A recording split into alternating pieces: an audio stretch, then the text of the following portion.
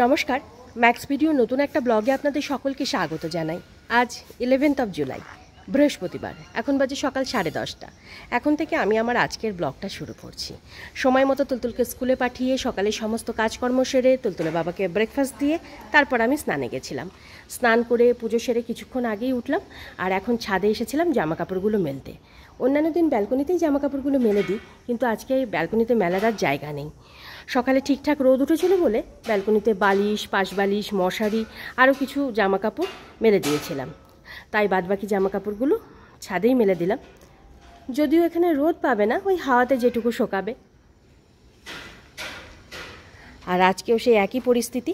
সকালে খুব সুন্দর রোদ উঠেছিল, এই কিছুক্ষণ আগে থেকে আবার মেঘলা মেঘলা করছে।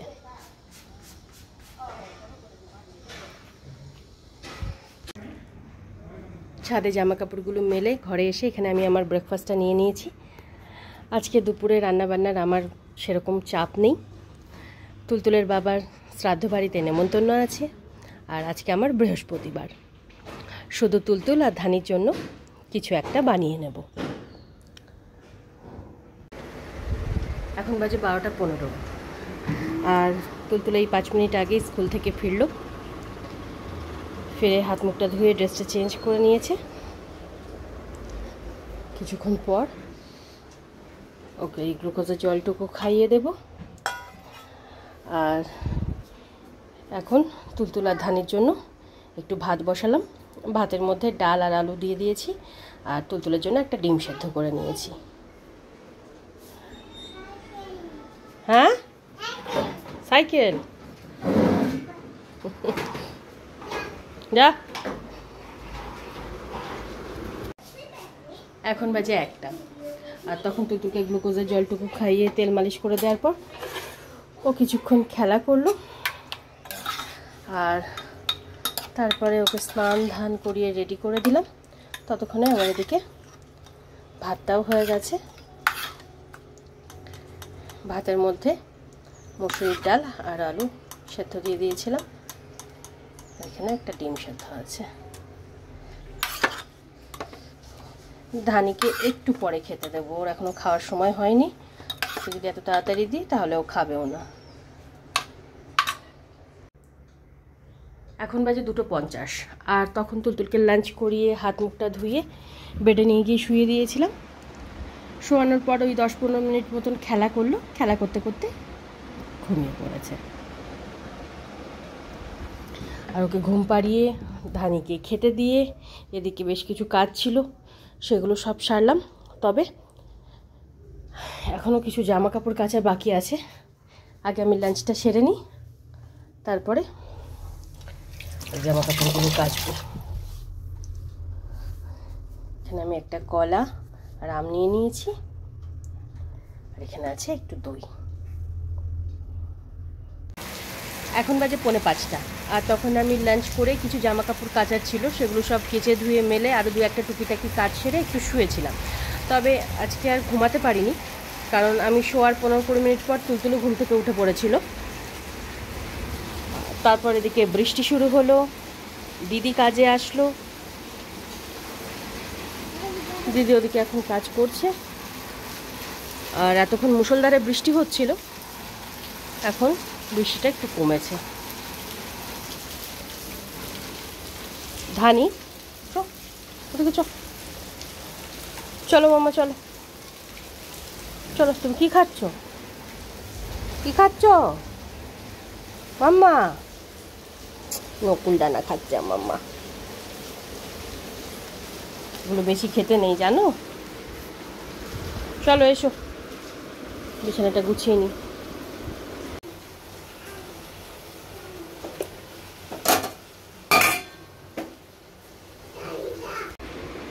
এখন বাজে 7:40, আর সন্ধ্যের সমস্ত কাজকর্ম সেরে সন্ধে দিয়ে তুলতুলকে দুধটুকু খাইয়ে দেওয়ার পর তুলতুল বাবার সাথে বসে বসে একটু টিভি দেখছিল।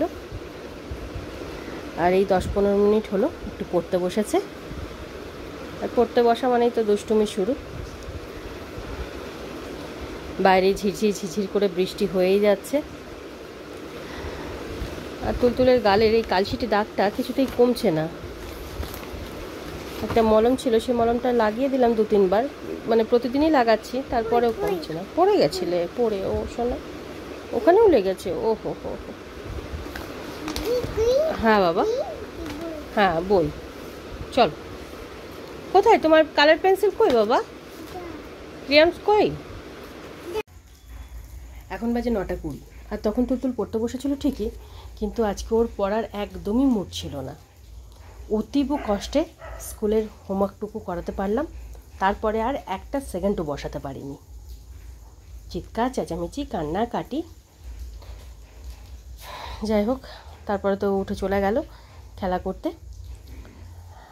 আর আমি ওর স্কুলের ব্যাগপত্রগুলো গুছিয়ে এদিকে 2-একটা কাজ ছিল সেগুলো সব সেরে রাতে রান্নাটা বসিয়ে দিয়েছি। তুলতুলের বাবা বললেন রাত্রেবেলা খিচুড়ি করতে, তাই তুলতুল আর তুলতুলের বাবার জন্য এই অড়হর ডালের পাতলা নিরামিষ খিচুড়িটা করছি, আর এদিকে আলু ভাজা হচ্ছে।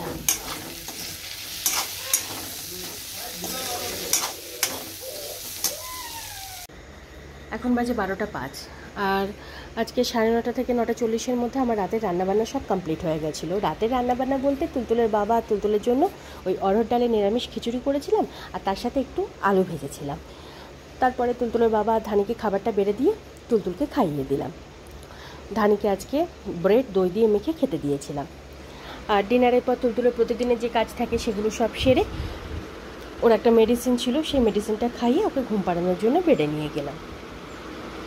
গতকালকের মতন আজকেও মোটামুটি ওই 11টা-15-20-র মধ্যেও ঘুমিয়ে পড়েছে। তবে আজকে বিকেলে ঘুম থেকে ওঠার পর থেকে রাতে ঘুমোতে যাওয়ার আগে পর্যন্ত তুলতুল আজকে ভীষণ জ্বালিয়েছে, মানে খুব বিরক্ত করেছে, খুব। এমনিতেও বেশ কিছুদিন ধরে ওর জেদের মাত্রাটা বেড়ে গেছে, কিন্তু এই 2-3 দিন ধরে দেখছি জেদের সাথে সাথে অসম্ভব চিৎকার চেঁচামেচি আর কান্নাকাটি। সে যে কী করছে বলে বোঝানো যাবে না। যা হাতের সামনে পাচ্ছে তাই ছুঁড়ে ফেলছে, তাই ভেঙে ফেলছে, যে কোনো জিনিস মুখে নিয়ে নিচ্ছে। যদি বারণ করা যাচ্ছে, মানে ভালো করে বুঝিয়েও বলা যাচ্ছে, তো কান্নাকাটি শুরু করে দিচ্ছে, এই করছে। মানে যেটা ও চাইছে সেটা যখন দেওয়া হচ্ছে তখনও কান্নাকাটি চিৎকার চেঁচামেচি করছে, আর যেটা ও বোঝাতে পারছে না কিংবা আমরা বুঝতে পারছি না তার জন্যও কান্নাকাটি করছে। এরকম যদি আর 1-2 দিন চলতে থাকে তাহলে ডাক্তারবাবুর কাছে একবার নিয়ে যাব, কারণ ওর শারীরিক কিছু সমস্যা হচ্ছে কিনা সেটাও তো আমি বুঝতে পারছি না। এমনিতে দেখে মনে হচ্ছে যে কোনো সমস্যা নেই শরীরে, কিন্তু ভেতরে কি যদি কিছু হয়ে থাকে সেটা তো আমি বুঝতে পারবো না, সেটা ডাক্তারবাবুই বলতে পারবেন।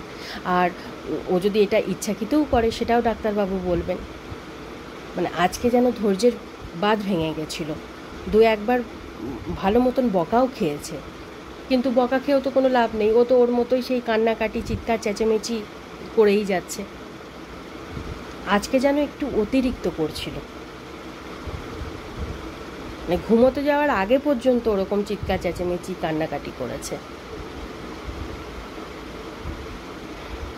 কী যে করব কিছু বুঝতে পারি না। মাঝে মাঝে বেশ ভালো থাকে, জেদ থাকে সেটা একটা মানা যায়, কিন্তু এই জেদের সাথে সাথে যে এই চিৎকার চেঁচামেচি কান্নাকাটি, এটা ঠিক মানা যায় না। মানা যায় না এই কারণে, বোঝা যায় না যে কী চাইছে ও। আর বাচ্চা যখন বিনা কারণে কান্নাকাটি করে না, সেটা বড় বিরক্ত লাগে।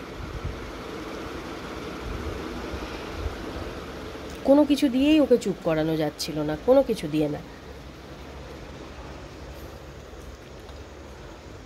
তুলতুলকে ঘুম টুম পাড়িয়ে আমি 10 মিনিট মতন একটু বসেছিলাম, মানে এত ক্লান্ত হয়ে গেছিলাম, চুপচাপ একটু বসেছিলাম।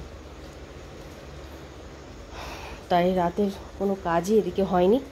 এখন রাতের প্রতিদিনের আমার যে কাজকর্মগুলো থাকে আমি সেগুলো সব সারবো। আর সেই যে বিকাল থেকে বৃষ্টি শুরু হয়েছে, কখনো মুষলধারে, কখনো টিপটিপ করে, কখনো ঝিরঝির করে, তো এখন ওই ঝিরঝির করেই বৃষ্টিটা হচ্ছে। আর এবার ঝটপট কাজগুলো সব সারি। তাই আজকের ব্লগটা আমি এই পর্যন্তই রাখছি। আজকের ব্লগটা আমি এখানেই শেষ করছি। আমার এই ব্লগটা যদি ভালো লেগে থাকে তাহলে আমার এই চ্যানেলটাকে সাবস্ক্রাইব করে দেওয়ার জন্য বিশেষভাবে অনুরোধ রইল, সাথে লাইক আর শেয়ার করে দেওয়ার জন্য অনুরোধ রইল। সবাই ভালো থাকবেন। Bye and good night.